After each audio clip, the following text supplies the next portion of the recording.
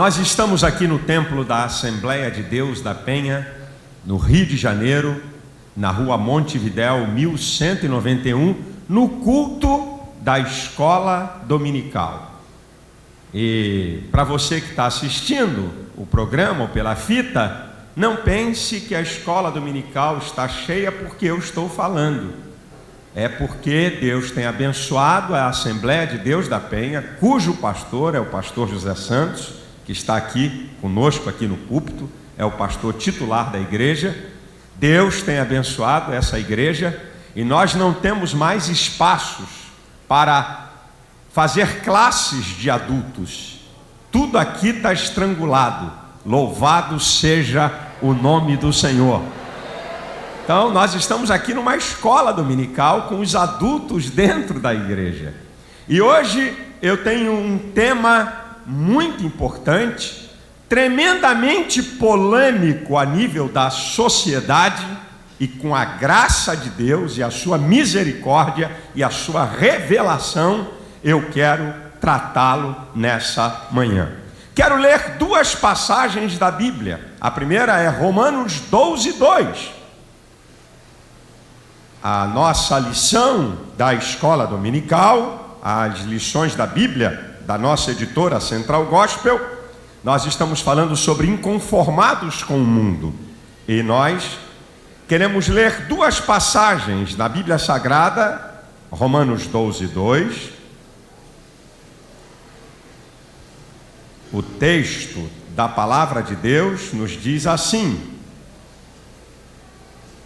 e não vos conformeis com este mundo, mas transformai-vos pela renovação do vosso entendimento, para que experimenteis qual seja a boa, agradável e perfeita vontade de Deus.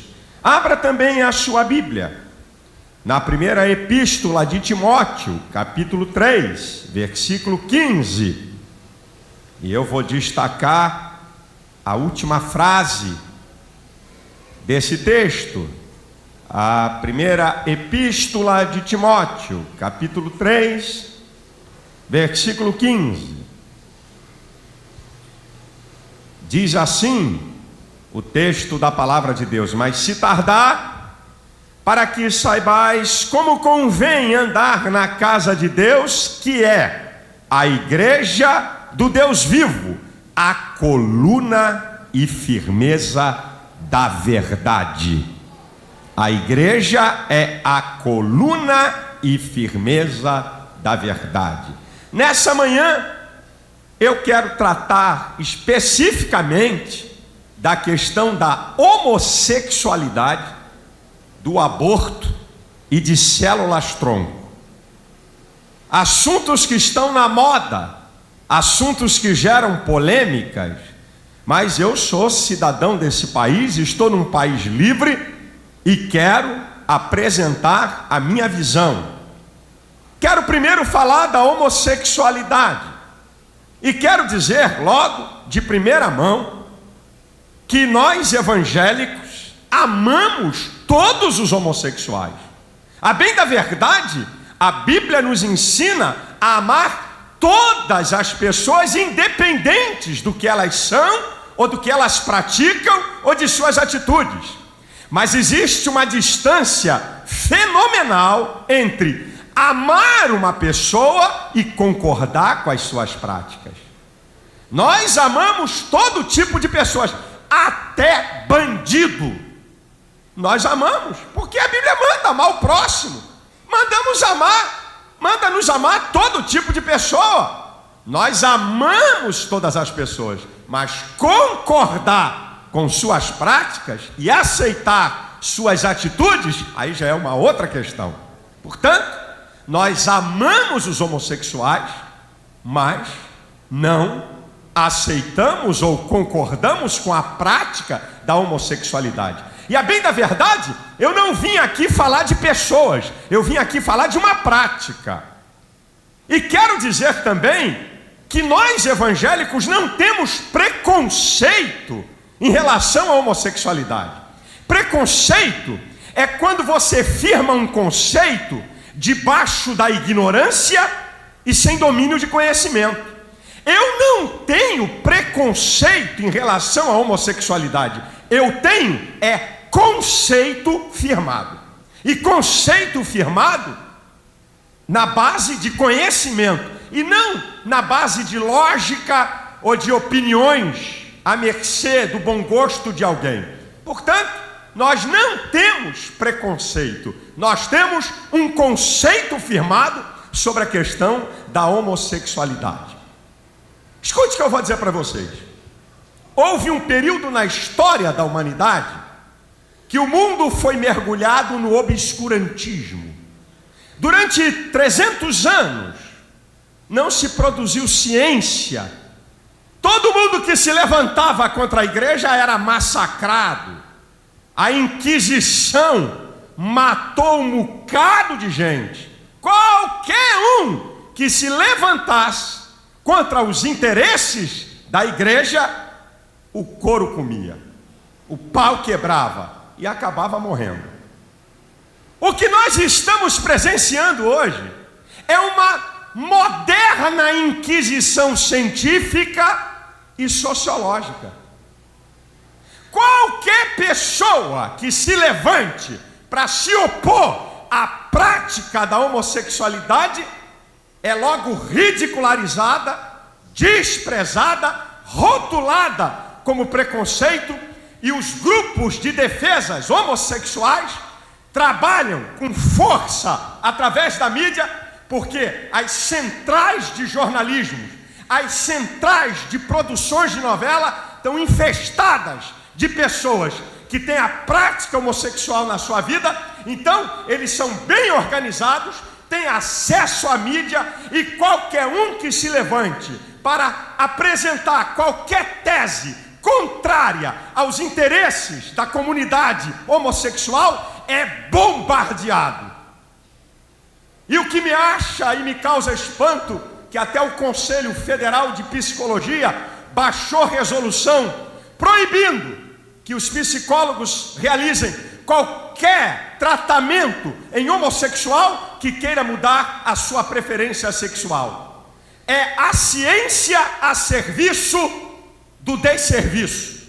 Eu não sabia que as ciências humanas viraram ciências exatas. A ciência trabalha com a busca do saber e do conhecer, mas a pressão de grupos homossexuais é tão violenta que eles colocaram ponto final. Ninguém pode estudar ou apresentar teses sobre a questão da homossexualidade, que o tiro, o bombardeio vem, e até com ameaças de justiça. Eu estava vendo um debate na TV um dia desse sobre a questão da homossexualidade, e um representante de um grupo de defesa homossexual ameaçou os participantes do debate, dizendo: olha, cuidado com o que vocês vão falar aqui, porque depois, lá na justiça, a coisa fica feia. Eu falei: ah, se eu estou aí, meu filho. Ah, se eu estou aí, tu ia ver o que ia acontecer, se eu ia dar mole para você. Ameaça até com ações na justiça quem se opor a essa prática. Mas afinal de contas, o que dizem sobre a homossexualidade? Bem, alguns dizem que a questão da homossexualidade é uma questão biológica, genética. O indivíduo já nasce homossexual. Significa então, dentro desse conceito, que se a homossexualidade já é um determinismo biológico, então temos que mudar a educação, as leis e a religião. Porque se o indivíduo já é homossexual por natureza, então temos que fazer modificações nas leis. Temos que fazer modificações na educação, temos que fazer até modificações na religião para poder aceitar essa tese. Mas deixa eu dizer para você, nenhum cientista jamais provou ou vai provar que homossexualidade é uma questão biológica ou genética. Não existe ordem cromossômica de homossexuais. Existem cromossomas femininos e masculinos. O indivíduo heterossexual e homossexual do mesmo sexo tem a mesma ordem cromossômica. Não temos cromossomas homossexuais. Não existe anatomia homossexual. Não tem anatomia homossexual. Portanto, essa tese é furada. Não existe parte do hipotálamo emitindo frequências para o indivíduo ter um comportamento homossexual. Não há nenhuma prova científica, não há nenhuma comprovação e jamais haverá, porque nesse particular a teologia e a ciência concordam que Deus fez macho e fêmea e não uma sociedade de andrógenos ou de bissexuais. Tanto a ciência como a teologia estão corretas. Não existe homossexualidade por questões genéticas ou biológicas. E aí, você faz a seguinte pergunta: pastor, então me dê uma definição do que é homossexualidade. Eu defino para você.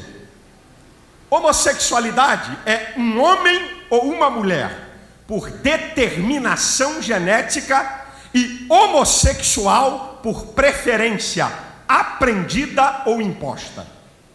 Esta é uma definição de homossexualidade. Um homem ou uma mulher por determinação genética e homossexual por preferência aprendida ou imposta. Homossexualidade, acima de tudo, é uma questão comportamental. O ser humano é um ser social e vive de modelos de imitação.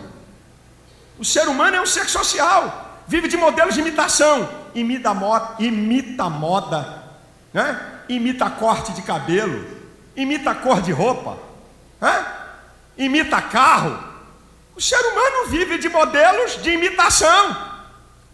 Os psicólogos e os psiquiatras, eles são unânimes em dizer que mais importante do que a determinação genética para uma criança decidir a sua preferência sexual, a maneira que ela é criada é mais importante do que a determinação genética, se é homem ou mulher, para a preferência sexual. Porque a homossexualidade é uma questão de comportamento. E se é uma questão de comportamento, homossexuais podem deixar de ser homossexuais e virarem heterossexuais. É inacreditável. A própria sociedade admite que um viciado em bebida, questão comportamental, pode ser tratado e deixar de ser viciado em bebida. A própria sociedade, a ciência concorda que um viciado em drogas, questão comportamental, pode ser tratado e deixar de usar drogas. Mas não querem, porque existe uma pressão de mídia. Não querem que se toque em nada de homossexuais. Dá para entender a coerência deles? Se o indivíduo pode deixar de ser alcoólatra, se o indivíduo pode deixar de ser cheirador de cocaína, porque é uma questão comportamental, o indivíduo também pode deixar de ser homossexual e mudar sua preferência. Agora escute as pesquisas nos Estados Unidos, que ninguém mostra, nem os grupos de defesa de homossexuais, nem a imprensa, onde eles têm grande ascendência e manipulam. Pesquisas na América, escuta essa: 82% das lésbicas e 66% dos gays declararam que na fase adulta se apaixonaram por uma pessoa do sexo oposto. Eu estou falando de números grandiosos. 85% das lésbicas na fase adulta tiveram relações sexuais com o sexo oposto. 54% dos gays na fase adulta tiveram relação sexual com o sexo oposto. Como é que esse negócio de homossexualismo é determinismo e está acabado? E o camarada é homossexual e não pode mudar? Como é que é isso?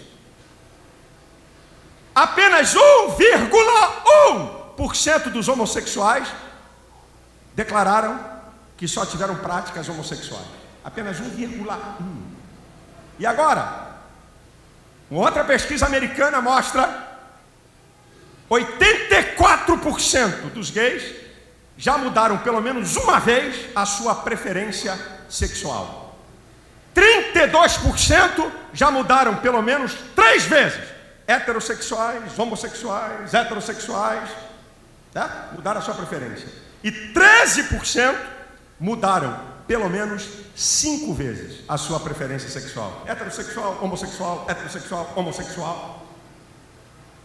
Uma pesquisa do Instituto Johnson, lá nos Estados Unidos, sobre pessoas que desejaram e que buscaram e que queriam mudar o seu comportamento homossexual e foram pedir ajuda, 79,9% conseguiram mudar a sua orientação sexual de homossexualidade para heterossexualidade.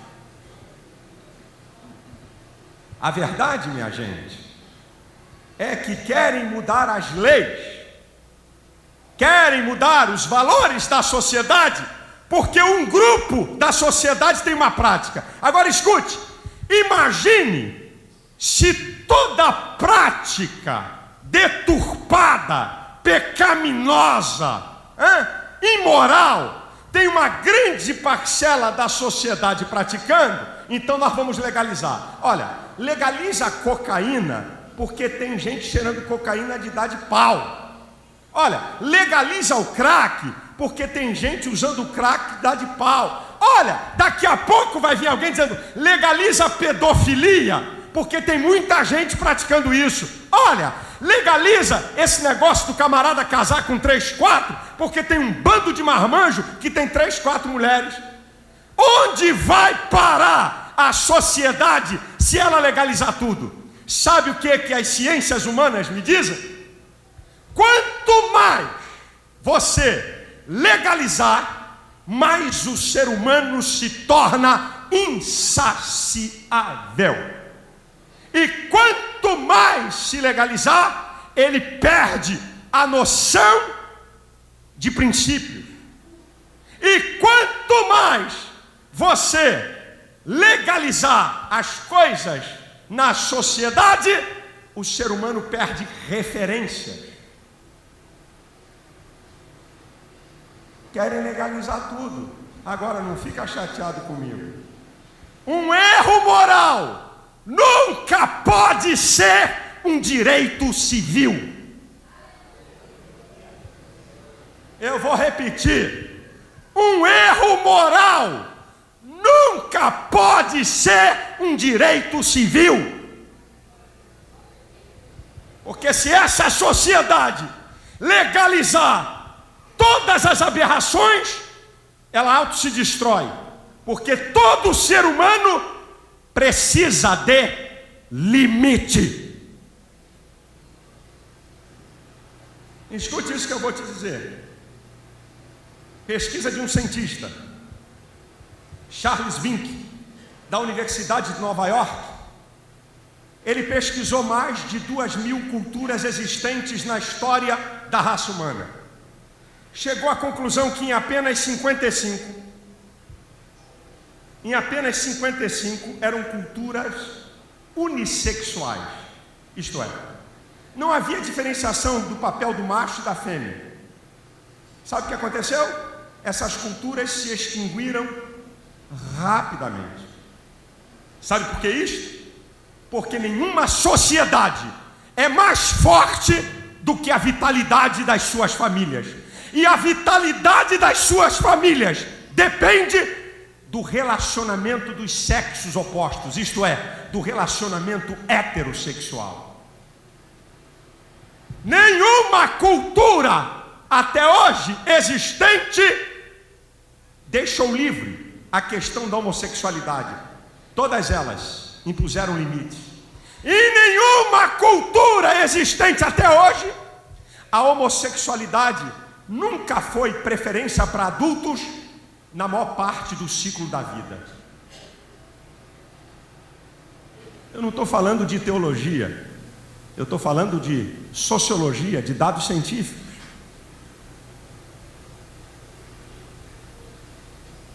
Como é que nós podemos apoiar uma prática que não tem nem respaldo na ciência e uma prática que é uma questão de comportamento? Se alguém quer ser homossexual, problema dele, é questão dele. Quer ser prostituta, questão dela. Agora não vamos legalizar toda essa imoralidade, porque um erro moral não pode ser um direito civil. E aí eu digo para vocês, até aqui eu não falei de teologia, vou falar agora. Até aqui eu não usei teologia para questionar a questão da prática homossexual, mas vamos para a teologia. Vamos para a teologia. O que é que a Bíblia, o que é que a palavra de Deus nos fala? A rejeição da homossexualidade na palavra de Deus, ela está perfeitamente fincada na origem da criação. A Bíblia diz que Deus fez macho e fêmea, criou, ou melhor, instituiu o casamento através da relação heterossexual e a família. Queridos, macho e fêmea, instituição do casamento heterossexual e a família. Isto não é nenhuma aberração religiosa. A civilização humana tem perdurado até aqui por causa deste princípio bíblico.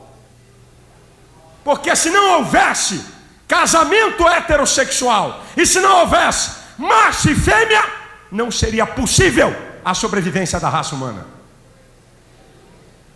É fundamental o relato da criação, porque nela você descobre o propósito e as características da criatura, macho e fêmea. O homem não é produto do acaso, é imagem e semelhança de Deus.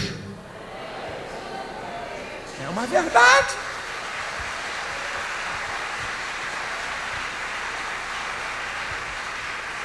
A homossexualidade, à luz da teologia e da palavra de Deus, é uma rebelião consciente contra a ordem divina da criação. A homossexualidade, à luz da palavra de Deus e da teologia, é uma distorção da imagem de Deus, porque Deus fez macho e fêmea, não bissexuais ou andrógenos. E quando a Bíblia trata da homossexualidade, ela trata na questão de erro, pecado, perversão moral, quer no Antigo Testamento ou quer no Novo Testamento. Levíticos 18, 22, você quer ver? Diz lá, que aquele que se deita com homem, a abominação é ao Senhor. E no 20, 13 de Levítico, a coisa mais feia, e eu não estou dizendo que eu concordo com o que está aqui, porque isso era na época da lei. Nós evangélicos estamos na graça, temos a graça como aquela que conduz a nossa vida, a nossa regra. Mas lá naquele tempo da lei, diz lá em Levíticos 20, 13, que o camarada que se deitasse com o homem, os dois perdiam a vida. Lá atrás a coisa era feia, e nós não estamos aqui advogando isso, quero deixar bem claro. A Bíblia condena a prática homossexual no Antigo e no Novo Testamento. Olha aí, Romanos, vamos ler aqui. Romanos capítulo 1, versículo 26 e 27.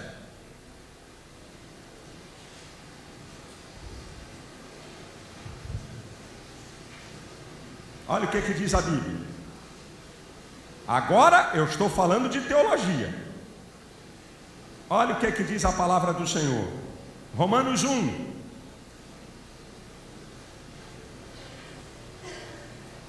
26 e 27. Pelo que Deus os abandonou às paixões infames, porque até as suas mulheres mudaram o uso natural no contrário à sua natureza, homossexualismo feminino. E semelhantemente também os varões, deixando o uso natural da mulher, se inflamaram em sua sensualidade uns para com os outros, varão com varão, cometendo torpeza e recebendo em si mesmo a recompensa que convinha ao seu erro. Esses teólogos fajutas, libertinos, que querem torcer a palavra de Deus, aqui diz que é erro. Aqui diz que eles cometeram torpeza, pecado. A Bíblia condena a homossexualidade, quer no Antigo e no Novo Testamento. Quer mais um texto? 1 Coríntios capítulo 6, versículo 9. Olha o que diz lá. Vamos ler aí, gente.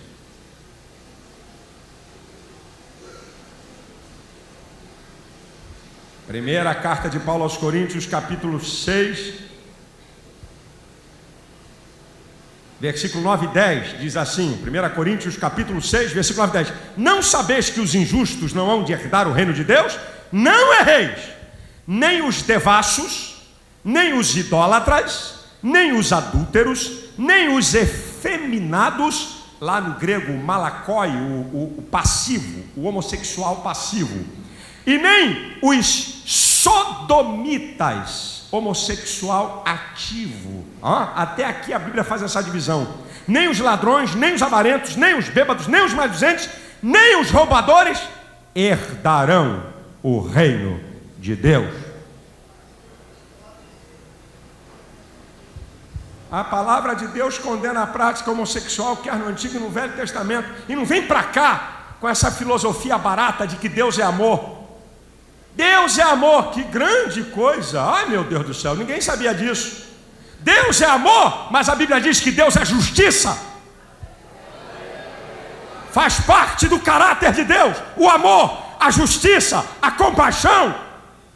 Deus não é só amor, é amor mesmo, porque Ele perdoa o pecado de qualquer pessoa, porque todo mundo, a partir, eu aqui que estou falando, eu merecia o inferno, mas a graça salvadora manifestada em Cristo Jesus, pelo seu amor, me livrou da condenação eterna. Mas eu tenho uma palavra aqui, eu tenho certeza que aqui nesse auditório, ou alguém que está me vendo por uma fita, ou alguém que está me vendo pela TV, talvez você esteja na prática homossexual e diga, caramba, como é que esse pastor é violento, ele está me acusando, ele quer acabar comigo. Não, eu quero falar a verdade. A sociedade gosta de viver na hipocrisia e pensa que amar é ser hipócrita, amar é falar a verdade. Eu quero dizer para você que tem um comportamento homossexual, que há uma saída para você.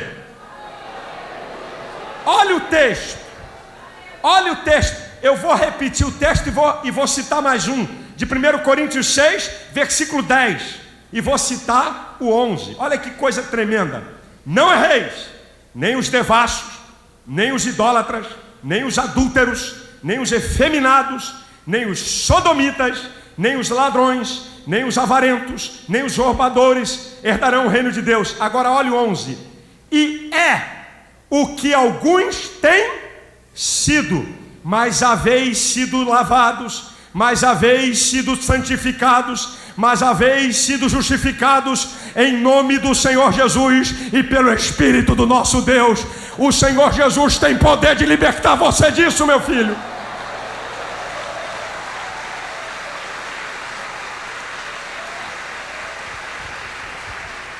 Se técnicas terapêuticas não funcionam para mudar o comportamento homossexual para heterossexual, qualquer homossexual que reconhecer o seu pecado e confessar ao Senhor Jesus e obedecer a sua palavra, vai ser liberto pelo poder do Evangelho de nosso Senhor Jesus Cristo.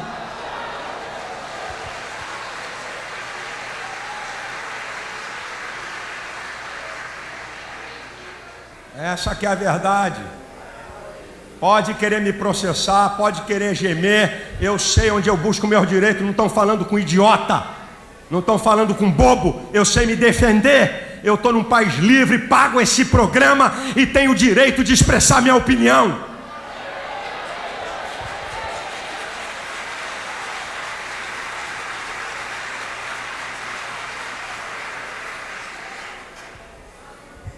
E a questão do aborto?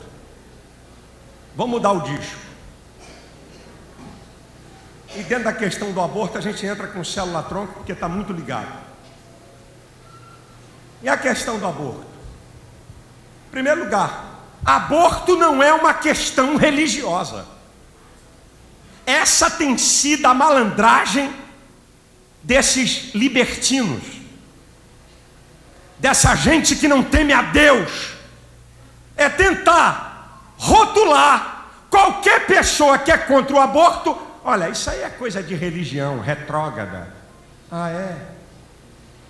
Aborto não é uma questão religiosa, é uma questão científica, especificamente biológica.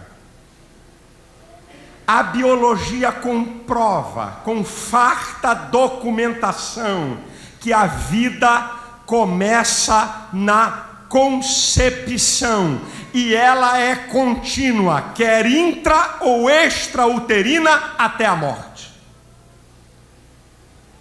Quem determina isso é a ciência, não é a religião nem a teologia. A biologia, a vida começa na concepção e ela é contínua, quer intra ou extrauterina, até a morte. E aí você diz, pastor, mas por que essa discussão que se acerta para poder definir se a vida começa na concepção ou não? Porque a vida começa na concepção significa que aborto é matar uma vida. A biologia, a genética, a embriologia, ela fundamenta a humanidade da criança desde o ventre. Desde o ventre. Você sabe qual é a diferença entre o óvulo fecundado e você? O tempo e a nutrição. O óvulo fecundado tem um dia, uma semana, 3 meses, 4 meses, e você tem 20 anos, 30 anos, 40 anos, 50 anos. O óvulo fecundado, ele se alimenta dos nutrientes lá do fluido amniótico, daquela cápsula que o protege, e você come arroz, feijão, carne. A diferença entre o óvulo fecundado e você é o tempo e a nutrição. Significa então que o embrião é humano. O embrião é humano. Escuta, o embrião é uma pessoa porque na sua evolução ele não pode se tornar outra coisa a não ser pessoa. Nenhum corpo vivo pode tornar-se pessoa a não ser que já seja pessoa.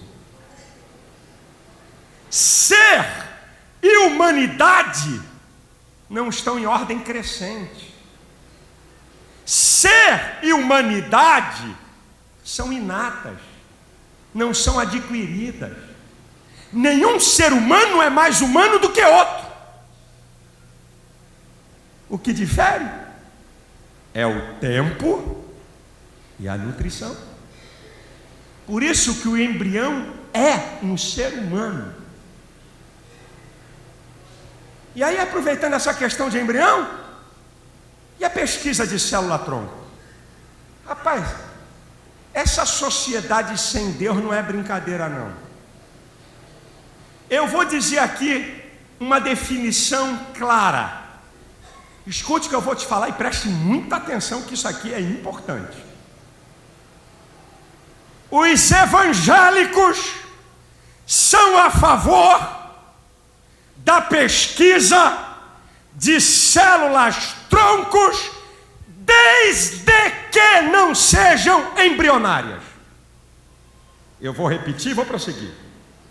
Os evangélicos são a favor do estudo e da manipulação de células-troncos para fins terapêuticos, desde que não sejam embrionárias. Podem ser tiradas do cordão umbilical, da medula óssea e da corrente sanguínea.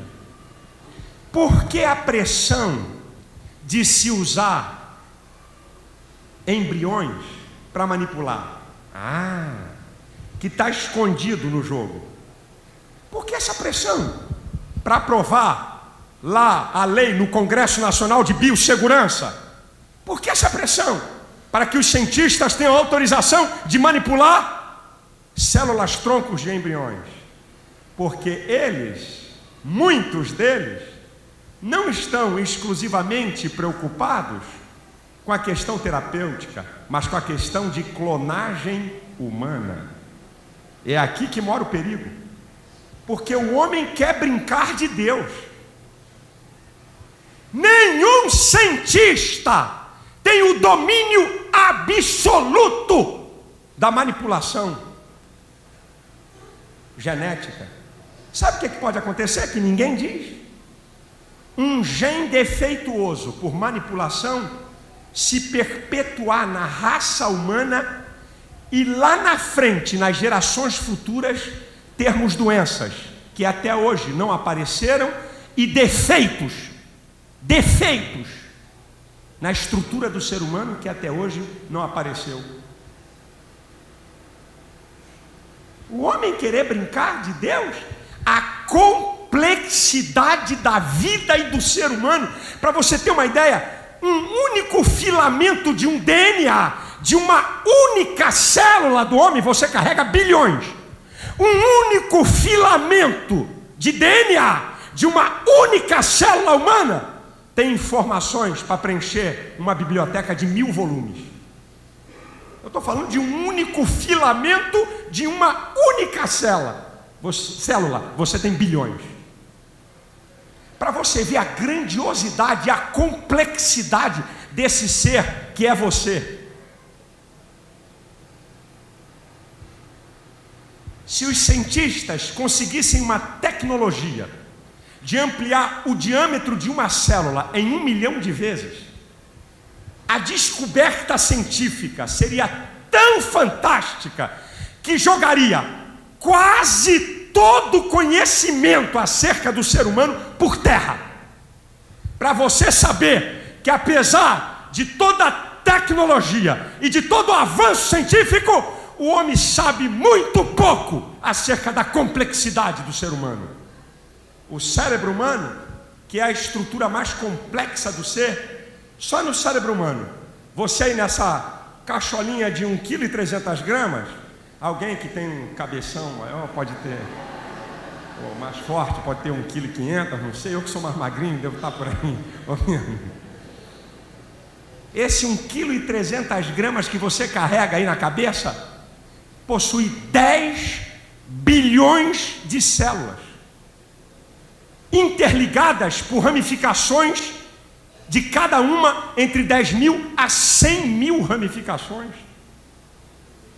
A estrutura de comunicação do cérebro, do tamanho que é, não tem tecnologia para reproduzir as ligações que você tem no seu cérebro. O que é o homem para dizer que manja tudo, que sabe tudo de ser humano? A manipulação genética, ela é perigosa. Não tem estudos definidos. E nós evangélicos, então, porque o embrião é humano e porque a vida se dá na concepção, isso não é religião, é biologia. Nós não aceitamos a manipulação de células embrionárias. Sabe por quê, irmãos? Se a vida começa na concepção, este fantástico fato biológico não pode servir a interesses sociológicos, políticos e econômicos. não é questão de religião, é conceito científico que o homem sem Deus quer esconder e distorcer para seus interesses mesquinhos. Vou repetir, porque isso é importante, alguém pode ter ligado a TV agora. Os evangélicos são a favor do estudo de células-troncos, desde que não sejam embrionárias. Cordão umbilical, corrente sanguínea, medula óssea, tem milhares e milhões. E eu tenho uma reportagem do jornal de ontem, que vai aparecer no visor da TV, mostrando as células-troncos do cordão umbilical, que serve para várias curas terapêuticas, várias curas para diabetes, tratamento de diabetes e tantas outras coisas. Não vem aqui nos rotular como ignorantes e como fundamentalistas religiosos que não têm domínio de conhecimento.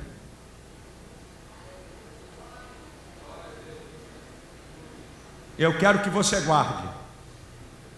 Você pode repetir comigo? Para você guardar. Eu conheço isso que eu estou te falando. Isso é científico. A repetição, ela ajuda você a memorizar. Então você vai repetir comigo. Eu falo, você fala, eu falo, você fala, para poder ficar bonito. Ok? A diferença entre o óvulo fecundado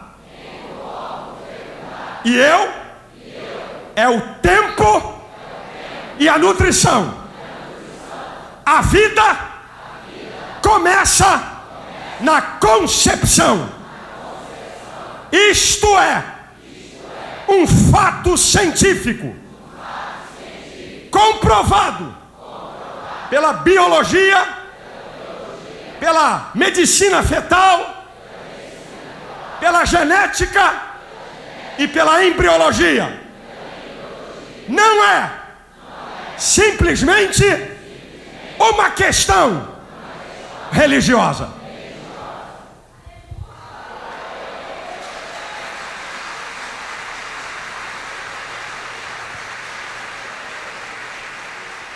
Agora escute o que eu vou te falar. Algumas questões sobre o aborto que você precisa saber, que são interessantes para você entender essa matéria. O feto não é prolongamento da mãe. O feto não é prolongamento da mãe. E porque ele não é prolongamento da mãe, nós não admitimos aborto em hipótese nenhuma. Em hipótese nenhuma. Seja por estupro, seja o feto anencéfalos, nós não admitimos o aborto porque o feto não é prolongamento da mãe. Prova, pastor, provo. E não é com teologia não, é com ciência. É o corpo da mãe, primeiro, que diz que o feto não é prolongamento dela. Porque se a criança não tivesse protegida pela placenta, o corpo da mulher botava para fora o feto. É o primeiro sintoma. Se não tivesse a placenta, o corpo da mulher expulsava o feto. Ele é corpo estranho. Segundo, é a mãe e não o feto que é passivo e dependente. É impressionante. Deus é incrível, minha gente. E a ciência tem que comer na mão da teologia mesmo. Não é a mãe, não é o feto, mas a mãe que é passiva e dependente. É o embrião que faz cessar o ciclo da mãe. É ele que torna habitável o útero, desenvolvendo a cápsula protetora e o fluido amniótico. É o feto, em última instância, que determina a hora do parto, e não a mãe. Como é que eu vou concordar com o aborto se aquele ser não é prolongamento do corpo da mãe? Feto não é igual a uma unha, que é grande, que você pode cortar porque é prolongamento do seu corpo. Feto não é o cabelo da tua barba que aumentou e você pode tirar porque é prolongamento do seu corpo. Geneticamente comprovado que o feto é independente da mãe desde a concepção. Ele possui olhos, ele possui boca, possui ouvido, órgãos genitais e impressões digitais diferentes da mãe.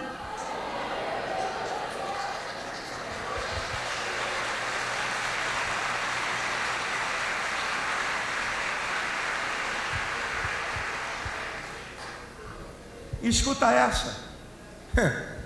Ah, Jesus amado, quanta ignorância espiritual, não é nem científica, porque ele sabe do que eu estou falando. O óvulo fecundado de um casal de negros, transplantado para o útero de uma branca, vai nascer um negro. O óvulo fecundado de um casal de brancos, transplantado por útero de uma negra, vai nascer um branco. Isso é a maior prova, irmãos. A criança não é prolongamento do corpo da mulher. E vê como é que eles são contraditórios. Eles não falam de barriga de aluguel. Você escuta essa história? Barriga de aluguel? Isso é a prova que o óvulo fecundado, ele pode ser transplantado para o útero e ali se desenvolver. Mostra a independência desse ser. Ah, mas agora eu vou. Segura aí, feministas, que o couro vai comer no lombo de vocês. Não é aqui na igreja não, porque aqui tem femininas. Aqui não tem feministas não, aqui tem feminina.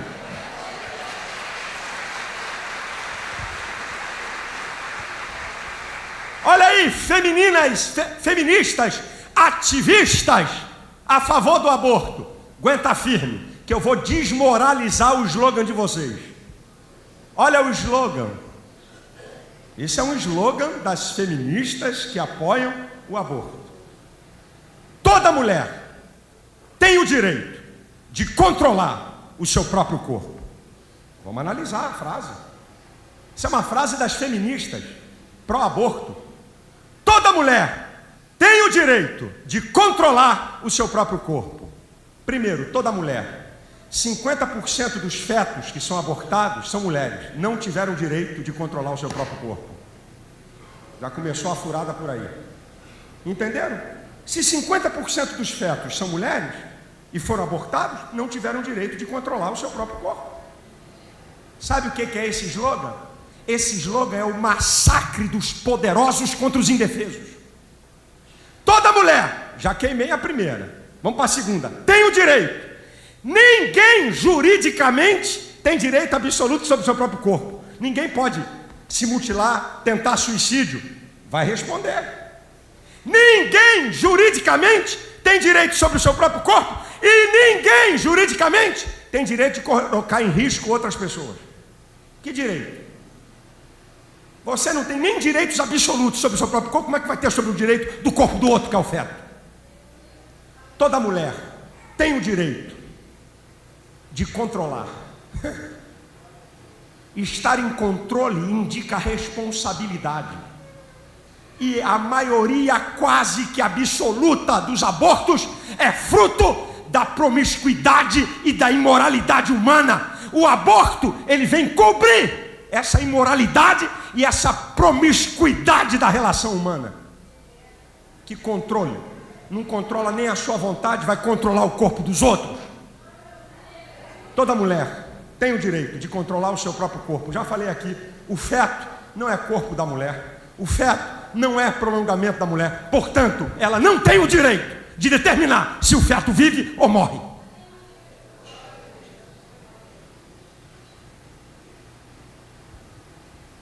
Terceira consideração sobre aborto. A luta do feto para não morrer em processos abortivos. Houve um médico aborteiro nos Estados Unidos que enfiou uma câmera para filmar o aborto que ele ia fazer. O nome do filme é O Grito Silencioso. Ele não conseguiu ver o filme até o final e nunca mais fez nenhum tipo de aborto.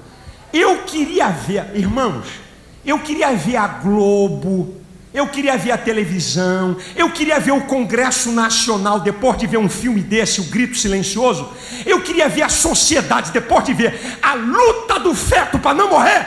Se alguém apoiaria a ideia de aborto em qualquer instância. Eu queria ver. Porque aquilo que eu não vejo, eu não tenho culpa. Esse é um grande engano. A Bíblia diz em Hebreus 4,13 que não há nada encoberto diante dele. Todas as coisas estão nuas e patentes aos olhos daquele com quem temos de dar conta. Os métodos abortivos, um dos métodos é uma máquina de sucção 25 vezes mais poderosa do que o aspirador de pó que você tem em casa. Ele é introjetado no útero da mulher para, através do vácuo, sugar o feto. E aí a cabeça do feto não passa no tubo. Eles enfiam um fósseis e amassa a cabeça, massacra para poder ficar no tamanho para ser sugado. Esse é um método. O outro método de aborto é a dilatação e evacuação. Dilata o útero da mulher e enfia um fósseis com uma tesoura mecânica que vai cortando todo o feto, picando todo o feto. E a criança luta desesperadamente para não morrer. O outro método é ingestão salina. Joga um líquido lá onde está aquela cápsula protetora salino e mata a criança por envenenamento e depois o corpo da mulher expele aquele feto morto. Aí alguém diz assim, porque a sociedade tem sido enganada por esses libertinos. Ah, pastor, mas será que se não legalizasse o aborto, evitaria? Você já ouviu isso na imprensa? Não, evitaria, porque as mulheres fazem aborto em clínicas aí, nos porões. Isso é um absurdo. E se legalizasse o aborto, e aí as mulheres poderiam ser tratadas? Pesquisa nos Estados Unidos. Precisa falar? Primeiro mundo, medicina, hospital, vai lá. Hospital na América é para qualquer americano, de qualquer classe social, as maiores e melhores tecnologias em qualquer área. Eu vou mostrar para você o engodo e o engano de se pensar que se uma mulher tiver assistência médica adequada para o aborto não vai acontecer nada. Eu trouxe a lista. Eu trouxe aqui uma listinha. Não dá para guardar isso. Mas outra coisa eu ainda tento. Mas essa aqui é dose. Seria o aborto um procedimento seguro para a mulher? Pesquisa americana. Pesquisa americana. Aborto aprovado. Pode fazer o aborto? Vamos ver as consequências. Vamos lá. Perfuração do útero. Isso aqui são as pesquisas. Mulheres que abortaram. Sangramento que requerem transfusões. Ruptura do colo do útero com impacto desconhecido sobre a capacidade do colo em alguma gravidez subsequente. Acidentes ligados à anestesia. Doença inflamatória da pélvica e possível infertilidade decorrente. Cirurgia não intencionada, incluindo-se a laparotomia, a histerotomia e a histerectomia.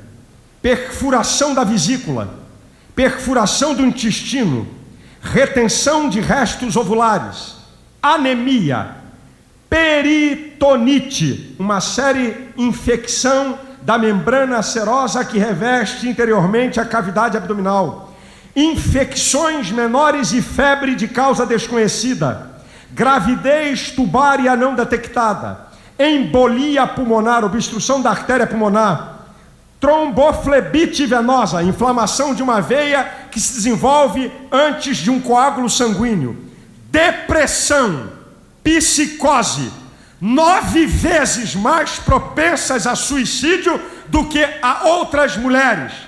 Alto risco de infecção é comum a todo tipo de aborto. Tem mais? Tem. O risco de aborto espontâneo no segundo trimestre da gravidez aumenta 10 vezes mais aquelas que já fizeram um aborto. Além disso, deve-se deixar claro que o aborto de fato aumenta a chance de morte materna em qualquer gravidez futura. E também, o aborto é um peso psicológico tão profundo na consciência de uma mulher quando ela destrói uma gravidez.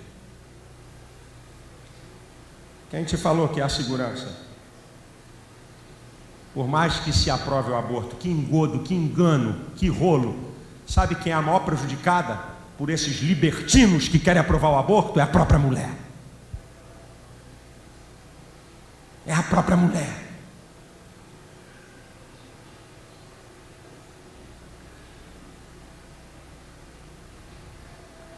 Queridos, nós não podemos admitir o aborto em hipótese nenhuma. E alguém diz assim, mas pastor, os anencéfalos não tem o cérebro, uma parte de cérebro? A criança vai morrer, e por que não tira logo? Rapaz, eu vi uma sentença de um juiz que eu agora esqueço o nome, do Supremo Tribunal Federal, que o camarada arrebentou a boca do balão. Olha o que esse cara me diz. Ele foi contra a permissão de um aborto de uma criança anencéfalo. Ele disse assim: todo ser humano nasce para morrer, e não está no homem determinar a hora dele morrer. Que sacada, pastor Santos, do cara. Que sacada.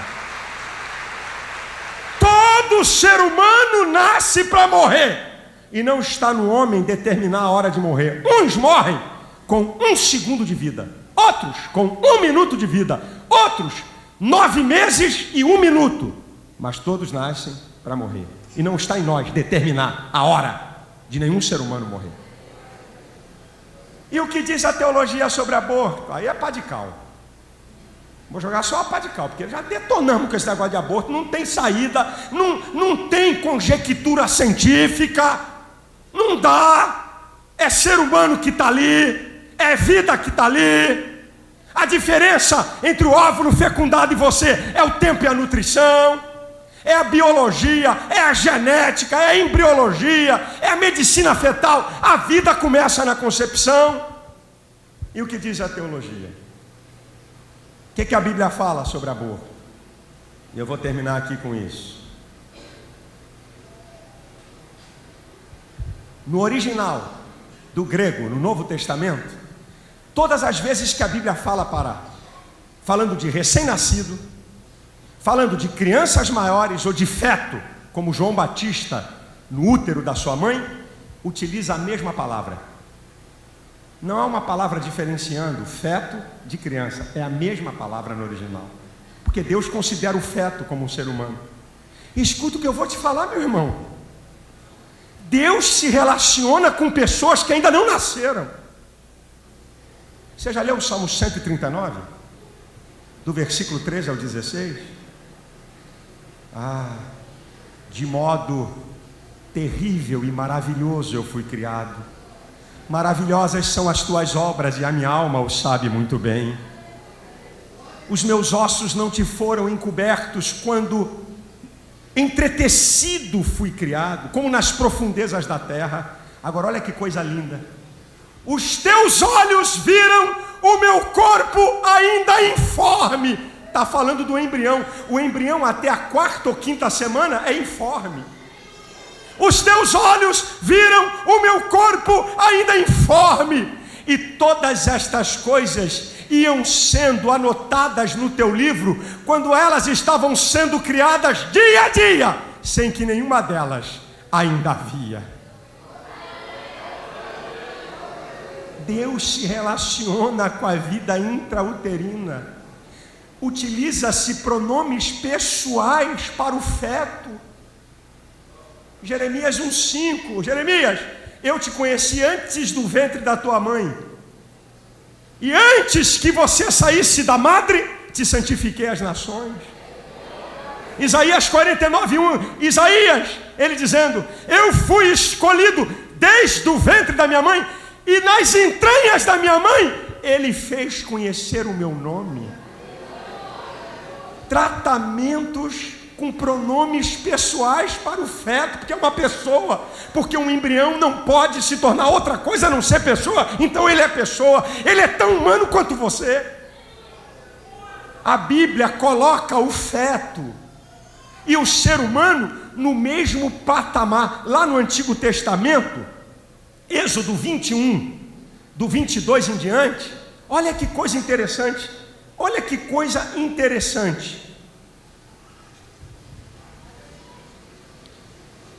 Êxodo 21, eu não vou ler o texto não, do 22 em diante, diz assim, eu vou trazer ele para uma linguagem para você. Se dois homens estivessem brigando, e acontecesse um acidente, isso é, a briga, a raquetada, a pancada de lá, e bate numa mulher, a mulher está grávida, ela cai no chão, e inicia-se o processo de parto. Se aquela criança nascesse com vida, se pagava uma multa, e se ela morresse, vê lá na lei, vida por vida. Deus coloca o feto na mesma condição do ser humano adulto. Escute, Deus se fez homem na concepção. Lá em Lucas 1, 31 e 35, quando o anjo vem anunciar a Maria, diz: e conceberás, e dará à luz ao menino, e o seu nome será Jesus, e ele será o Salvador do mundo. Deus se fez homem na concepção.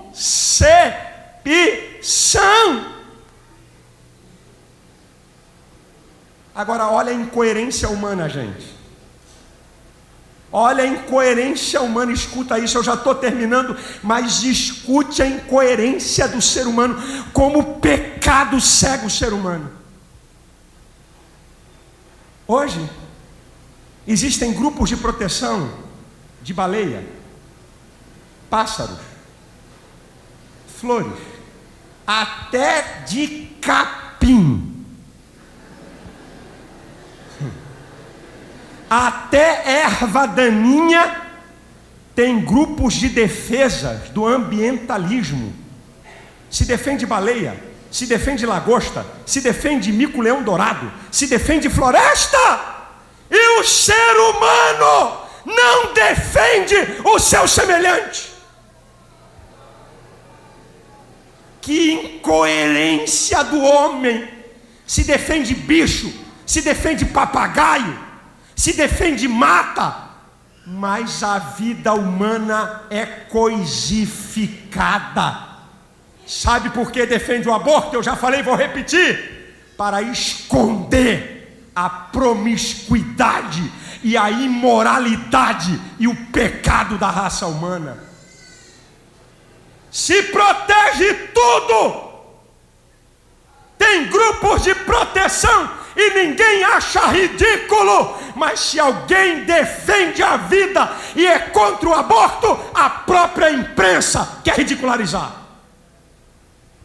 Você quer ver uma pesquisa nos Estados Unidos sobre aborto e guerras? Olha que loucura. Escuta essa. Entre aborto e guerra. Guerra da Independência, 25 mil americanos morreram. Guerra Civil, 600 mil americanos morreram. Primeira Guerra Mundial, 125 mil americanos morreram. Segunda Guerra Mundial, 600 mil americanos morreram. Guerra da Coreia, 55 mil americanos morreram. Guerra do Vietnã, 56 mil americanos morreram. Previsão de aborto nos Estados Unidos até o ano 2000, dos anos 70 aos anos 2000, 50 milhões de abortos. A estimativa de abortos no planeta Terra até o ano 2000 ultrapassa a casa de 1 bilhão. 1 bilhão de seres humanos foram mortos. E aí vem uns hipócritas: pastor, onde é que estava Deus na tsunami?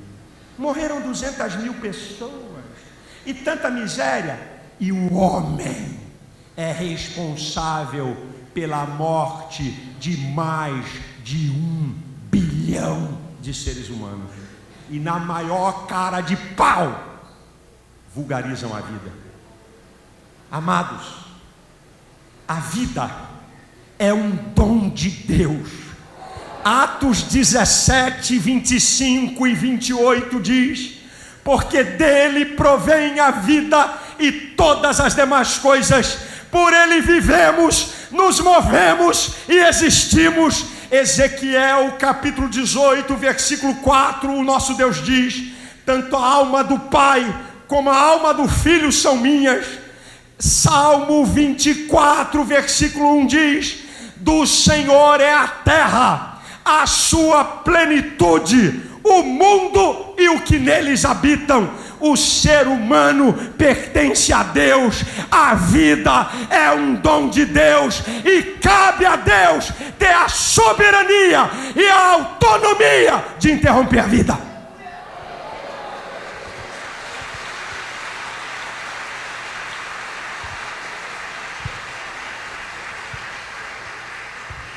Moço, moça, irmão, irmã, em nenhuma instância admita o aborto, e eu não estou me importando com legalidade das leis dos homens, porque a lei de Deus está acima da lei dos homens.